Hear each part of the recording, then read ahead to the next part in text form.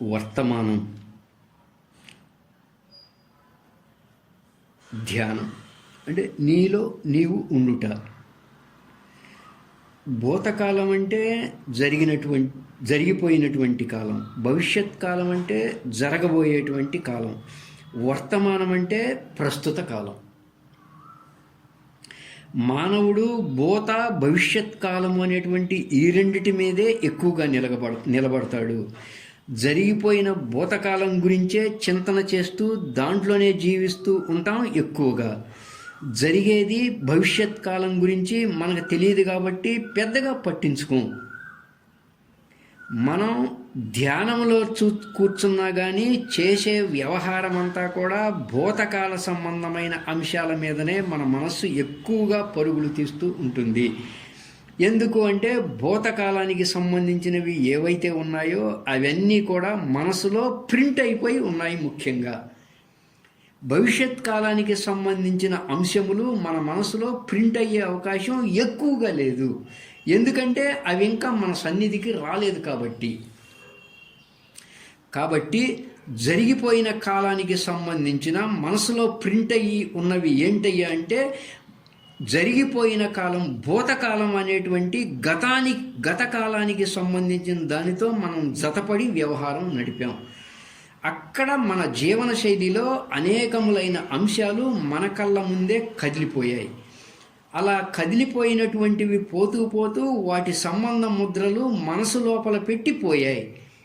అలా పెట్టిపోవడం కారణంగా మనసు ఏం చేస్తుంది, ఇక వాటిని ముందేసుకుని ఎప్పుడూ కూడా విచారణ చేసుకునే పని చేసుకుంటూ ఉన్నది మనస్సు. కాబట్టి గతము నుంచి బయటపడే విధానము ప్రధానముగా ధ్యానములో ఉన్న అంశము.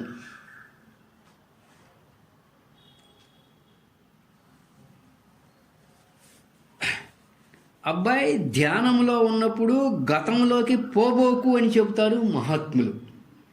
కానీ మనకేమైందంటే ఇక్కడ మనం ఎందుకు ధ్యానంలో ముందుకు వెళ్ళలేకపోతున్నాము అంటే భూతకాలం యొక్క సంబంధమైన ముద్రలు మనసు లోపల పడి ఉన్నటువంటివి అవి చాలా వరకు ధ్యానంలో పయనించే వారికి అడ్డముగా ఉన్నాయి. ధ్యానము చేసేటువంటి వారికి మాత్రమే ఇబ్బందికరంగా ఉన్నాయా అంటే ధ్యానము లేకుండా లోక వ్యవహారంలో మునిగిన వాళ్ళైతే వాటిని ఉపయోగించుకొని లోక వ్యవహారం చేసుకునే విధానము ఉన్నది. అలా మనం భూత భవిష్యత్ కాలములు అనేటువంటి విధానములో ప్రయాణం చేస్తూ ఉన్నాము ధ్యానములో. అయితే భవిష్యత్ గురించి చెబుతాను అంటే ఉత్సాహంతో వినేవాళ్ళు ఉంటారు. భూతకాలం గురించి చెబుతాను అంటే అది జరిగిందే, అయిపోయింది కాబట్టి నువ్వు చెప్పాల్సిన పని లేదయ్యా అంటారు చాలామంది. అయితే వర్తమాన కాలం అంటే ప్రస్తుత కాలం గురించి చెబుతాను వింటారా అంటే మాత్రం వర్తమాన కాలం అనగానే కొన్ని మనసులు ఆగిపోతాయి, కొన్ని మనసులు భయపడే అవకాశము ఉన్నది. కానీ వర్తమాన కాలంలో ఉన్న అంశము అనేది జ్ఞాన సంబంధమైన అంశము, తత్వ సంబంధమైన అంశము. భగవద్గీత, ఉపనిషత్తులు ఇంకా జ్ఞానవంతమైన అంశములన్నీ కూడా వర్తమాన కాలమునకు సంబంధించిన అంశములు. కాబట్టి జ్ఞానం చెప్పేటువంటి మాట ఏందయ్యా అంటే అయ్యా వర్తమానమునందు ఉండు. ఈ వర్తమాన అంశమును ప్రబోధింపజేసేదే తత్వ సంబంధ జ్ఞానము, అదే బ్రహ్మ జ్ఞానము, అదే ఆత్మ జ్ఞానము. కనుక ఆధ్యాత్మికము చెప్పేది ఏంటయ్యా అంటే అయ్యా నీ యందు నువ్వు ఉండు, నీవు నీవుగా ఉండు. నీకంటే అన్యమైన వాటిల్లో చేరిపోయి భ్రాంతిలో పడుతున్నావు. కనుక నీ సత్తా విధానాన్ని నువ్వు వీడి అన్యమై ఉన్నటువంటి యొక్క పదార్థములతో చేరిపోయి అన్యమైన వాటిని నీయందు ఆరోపితం చేసుకొని విలపించే విధానంగా లోకములో ఉన్నారు. కాబట్టి మహాత్ములు ఏం చెబుతున్నారయ్యా అంటే అయ్యా నువ్వు అనాత్మ పదార్థాలతో చేరిపోయి అజ్ఞాన సంబంధ సంస్కారాలతో చేరిపోయి అనాత్మ సంబంధమై ఉన్న వాటిని నేనుగా భావించుకుంటూ ఉంటున్నావు, నాదిగా భావించుకుంటూ ఉన్నావు. ఇది కేవలం భ్రమ సంబంధ విధానము. ప్రారబ్ధానుగుణ్యంగా ప్రాప్తమైన దేహమునందేమో నేను అనే భావన ప్రసరింపజేశాము. ఈ దేహానికి సంబంధించి ఉన్నటువంటి వనరులు, లోకములో ఏవైతే వస్తువులు ఉన్నాయో అవన్నీ కూడా నావి అనేటువంటి భావనగా ప్రసరింపబడుతుంది అక్కడ. దానివల్ల నీ యథార్థ స్థితిని, ఇవన్నీ కూడా ఎందుకు వచ్చాయ్యా అంటే నీ యథార్థ స్థితిని నువ్వు విడిచిపెట్టావు కనుక ఇవన్నీ వచ్చినాయి. నీలో నువ్వు ఉండకుండా అక్కడి నుంచి జారిపోయావు. అందుచేత ఈ ప్రకారంగా లోకములో మానవ సముదాయం అంతా కూడా జరిగిపోయిన గతించినటువంటి వాటి మీదకు జరగబోయేటువంటివి ఎట్లా జరుగుతాయో తెలియకపోయినప్పటికీ వాటిని ఊహలు చేసే విధానముగానే ఉన్నది.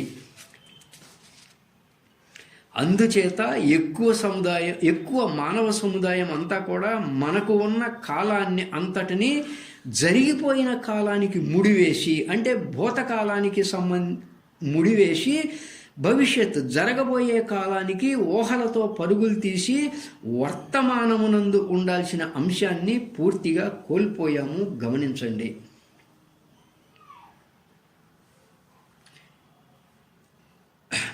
మానవ జీవితాన్ని పవిత్రపరచేది, ఈ జీవితానికి సార్థకతను పొందింపజేసేది, మనం ఎందుకు వచ్చామో, ఏ కార్యార్థమై వచ్చామో, ఏమి చేసుకుంటే జీవితము ధన్యము పావనము అవుతుందో అలాంటి విధానముగా ఉన్నటువంటిది వర్తమానము.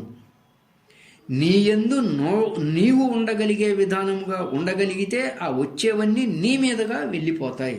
అందుచేత ధ్యాన యోగులై ఉండేటువంటి వారు ఉండేది ఎక్కడ అంటే వర్తమానం. ఎప్పటికప్పుడు వాళ్ళు తమ ఉనికిలో తాము, తన స్థితిలో తాను ఉంటారు. భగవద్గీత చెప్పింది ఇదేనండి. ఏమండి, అయ్యా నేను చెప్పేటువంటి విధానములో నువ్వు ఉండు అని అంటున్నది భగవద్గీత. తస్మాత్ సర్వేషు కాలేషు మాం అనుస్మరయుజ్య చ తస్మాత్ సర్వేషు కాలేషు యోగయుక్తో భవార్జున. అయా యోగములో ఉండు, అయా ధ్యానములో ఉండు. ఈ ప్రకారంగా జీవిత పరమార్థమైనటువంటి బ్రాహ్మీ అనుభవాన్ని సాధించుకోవడం కోసంగా ఉన్నటువంటి అంశము వర్తమానము. ఆత్మానుభూతిని సాధించుకోవడం కోసంగా ఉన్నటువంటి అంశము వర్తమానము. వర్తమానము అనేది మోక్షమునకు సంబంధించిన అంశము.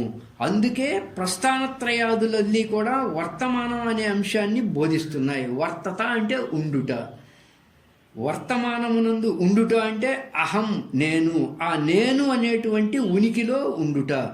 రమణ భగవాన్ల వారి ఉపదేశసారంలో వచ్చే అంశం కూడా ఇదే. అహం నేను, నేనును విచారించు, నేను ఎవరో గ్రహించు, ఆ నేనులో చేరి ఉండు. ఆ నేనే అహం బ్రహ్మ అస్మి.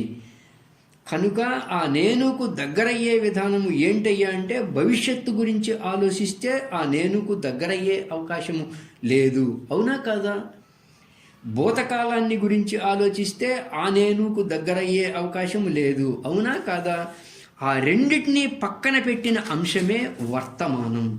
అది యోగం, అది ధ్యానం, అది మెడిటేషన్ అన్నారు. అంటే ధ్యానము అనే అంశములో చేరి ఉన్నది ఇది. అలా ధ్యానములో యోగములో ఉన్నప్పుడు ఏమవుతావు? నువ్వు అనాత్మ నుంచి విడబడి క్రమక్రమంగా నీ స్వరూపంలో చేరిపోయే విధానము నీకు ఏర్పడుతుంది. నీ ఉనికిలో నువ్వు ఉండే విధానము ఏర్పడుతుంది. భౌతిక వ్యవహారంలో ఉన్నవారే కానీ, ధ్యానంలో కూర్చున్నవారే కానీ వర్తమాన విధానంలోనే ఉన్నామా, లేక భూత భవిష్యత్ కాలముల్లో ఉన్న అంశాల్లోనే చేరిపోయి కాలాన్ని సాగిస్తున్నామా అనేది ఎవరికి వారే గమనికలోకి తీసుకోవాల్సిన అంశం. ఆ భూత భవిష్యత్ ఆలోచనలు నెట్టేసుకుంటూ నువ్వు పోగలిగితే ధ్యానములో, ఆ భూత భవిష్యత్ ఆలోచనల్ని నెట్టేసుకుంటూ నువ్వు పోగలిగితే జ్ఞానయజ్ఞములో చివరకు నీకున్నది ఏమిటయ్యా అంటే ఆ ఉండుట. అదే నీవు, అదే విశ్వ చైతన్యముకు బ్రహ్మము, అదే ఆత్మ. ఉన్నది ఆత్మ, నీవే. అయితే నీవు భూతకాలము చేత లాగబడిన వాడవై ఉన్నావా, భవిష్యత్ కాలము చేత లాగబడిన వాడవై ఉన్నావా అని గ్రహించగలిసిన అంశము గనక నీలో కలిగితే నీలో నువ్వు ఉండగలిగే, అంటే వర్తమానములో ఉండే విధానము కలుగుతుంది.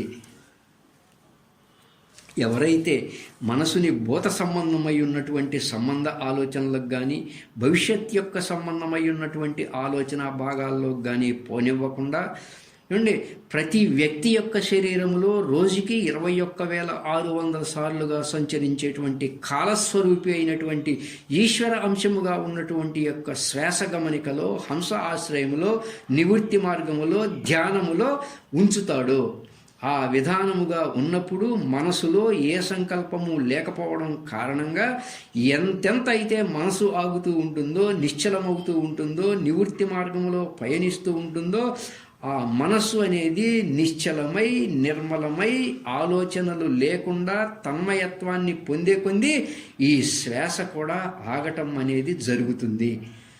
ధ్యానములో పర్ఫెక్ట్గా ఉన్నవారికి ఇది అనుభవంలోకి వచ్చేటువంటి అంశము. కనుక మనసు ఆగే కొద్దీ శ్వాస కూడా ఆగుతుంది. మనసు శ్వాస రెండు ధ్యానములో పూర్తిగా ఆగిపోయి ఉన్న విధానాన్నే మహాత్ములు జాగ్రత్త సుషుప్తి అన్నారు, ధ్యాన సమాధి అన్నారు. ఎవరైతే ప్రయత్నపూర్వకంగా ఆ మనసును తీసుకువచ్చి జరిగిపోయినటువంటి జరగబోయేటువంటి కాలములతో చేరి ఉన్నటువంటి ఆ మనస్సుని రెండిటి వైపుకి పోనివ్వకుండా పట్టగలిగితే, శ్వాసతో పెట్టగలిగితే, హంస మనసు రెండు కూడా ఎక్కడైతే సుషుమ్నాయందు బ్రహ్మమునందు, అంటే నీ స్వస్వరూపమునందు ఆ బ్రహ్మములో లీనమైనటువంటి విధానమే నీలో నీవు ఉండుట, తనలో తాను ఉండుట, అదే అంత కాలము, అదే అకాలము, అంటే కాలాతీత స్థితి, బ్రాహ్మీ స్థితి. అందుచేత వర్తమానమునందు మాత్రమే ఉండగలిగే విధానము ఎవరికైతే ఏర్పడుతుందో అట్టివారు ధ్యానములో ఎప్పుడైతే కాలము అనేటువంటి శ్వాసను, కాలము అనేటువంటి శ్వాసను ఎప్పుడైతే పూర్తిగా ఆ ధ్యాన సమాధిలో లయం చేసుకున్న విధానం కలుగుతుందో దాన్ని అకాలము అన్నారు. అందుకే అకాల మృత్యుహరణం. ఇక వాళ్ళకి మృత్యువు లేదు, తాను బ్రహ్మమయ్యాడు, బ్రహ్మమునకు మృత్యువు లేదు. అంటే తానే ఆ బ్రహ్మమై ఉన్న విధానము. అట్లు ఆ బ్రహ్మమే తానై ఉన్న విధానం ఉన్నదే, అది వర్తత, అది వర్తమానం. అయ్యలారా, అంతవరకు వెళ్ళలేకపోయినా కనీసం కాలుని ఎందైనా, కాలుడు అంటే శ్వాస, అంటే శ్వాస గమనిక ఎందైనా ఉండగలిగితే నీకు బ్రహ్మమునందు ఉండగలిగే స్థితి కలుగుతుంది. అది నీవు పూర్తిగా వర్తమానమునందు ఉన్న విధానము. ఈ వర్తమానములో ఉండుట అనే దాన్ని గురించే ప్రస్థానత్రయము, ఇతర ఆధ్యాత్మిక గ్రంథాలన్నీ కూడా బోధిస్తూ ఉన్నాయి.